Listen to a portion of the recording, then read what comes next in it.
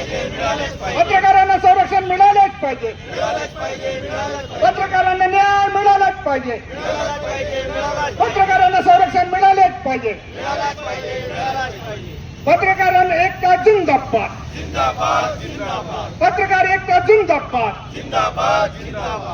ओ भाऊ रद्द करा, रद्द करा, रद्द करा, रद्द करा, रद्द करा, नहीं चलेगी, नहीं चलेगी, तानाशाही नहीं चलेगी, नहीं चलेगी, नहीं चलेगी, तानाशाही नहीं चलेगी, खोटे गुन्हे मागे घ्या, मागे गया, मागे गया, खोटे गुन्हे मागे घ्या, मागे गया, मागे गया, नहीं चलेगी, नहीं चलेगी, तानाशाही नहीं चलेगी, जोर जुल्म की टक्कर में संघर्ष हमारा नारा है, पत्रकार एकता जिंदाबाद, पत्रकारांना न्याय मिळालाच पाहिजे, पत्रकारांसाठी कायदे तयार झालेच पाहिजे, पत्रकारांना संरक्षण मिळालंच पाहिजे, नहीं चलेगी, नहीं चलेगी, तानाशाही नहीं चलेगी, नहीं चलेगी, नहीं चलेगी, तानाशाही नहीं चलेगी, नहीं चलेगी, नहीं चलेगी, तानाशाही नहीं चलेगी, पत्रकारांवर गुन्हे मागे घ्या, मागे गया, मागे गया, आवाज दो.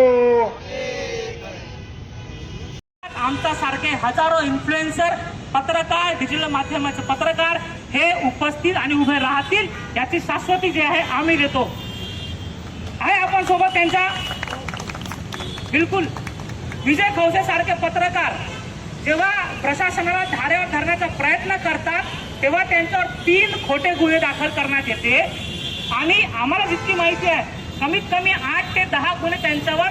लावण्याचा प्रयत्न किंवा या पोलीस ठाण्याला असे निर्देश देण्यात आले होते की 8 ते 10 परिश्रमाने लोकांची भावना लोकांपर्यंत दाखवतोय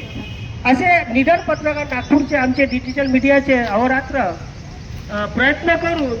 जनतेची भावना लोकांपर्यंत पोहोचवतात. अशाच पत्रकारांवर एक खोटे गुन्हे दाखल होत आहेत, खोटे आरोप होत आहेत. त्या निषेधार्थ सन्माननीय राकेश धारगावे, धीरज गणेर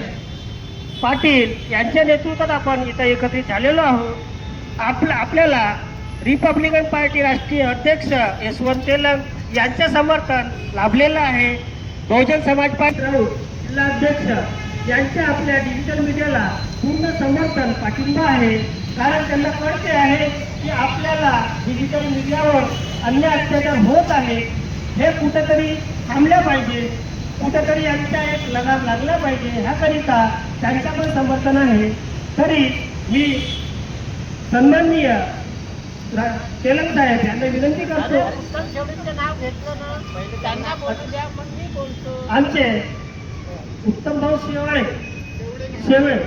यांनी 2 शब्द बोलावे ही विनंती.